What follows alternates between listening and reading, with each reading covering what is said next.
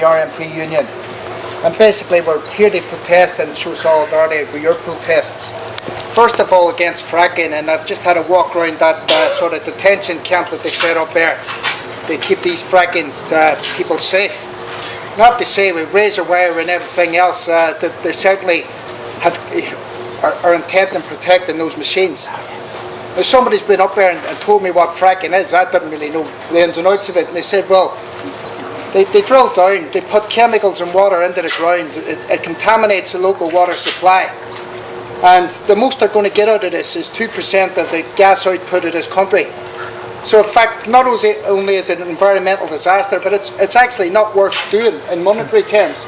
So you have to ask, why are they doing that? Second reason I'm down here is to protest against the police brutality. One of our RMT members, very shy young woman there, Fliss Pembrey, was arrested for a peaceful protest for sitting with her local MP, Caroline Lucas, and I wish a lot of other MPs were like that. Put their money where their mouth is. But what sort of a democracy is that when people are elected, they sit down in the best interests of their constituents and they're pulled away by the police? We all know the story of the undercover police, and they've been infiltrating the trade union movement as well as the environmental movement. We had a guy called Mark Kennedy, Mark Janner, was infiltrating the trade union movement as well. So we share the same problems as you do. Now what we want to do is not just come here and give you a speech, but we want to have some practical support for your movement. So what I've done, I've given the contact details to people. And we'll raise this through our union structures, through the TUC. And we'll try to get it into the mainstream. We've got stuff like publications and websites that thousands and probably tens of thousands of people use. So we are here not just to speechify, but we're here to do something practical to support you, because fracking's wrong.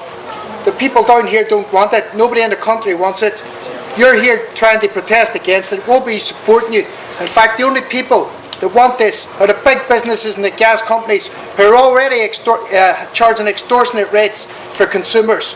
And the rates won't go down when this happens. The rates will get even worse. Why don't they invest in sustainable energy?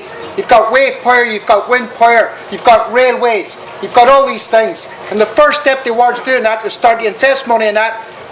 Renationalise the railway, and let's have sustainable energy for this whole country.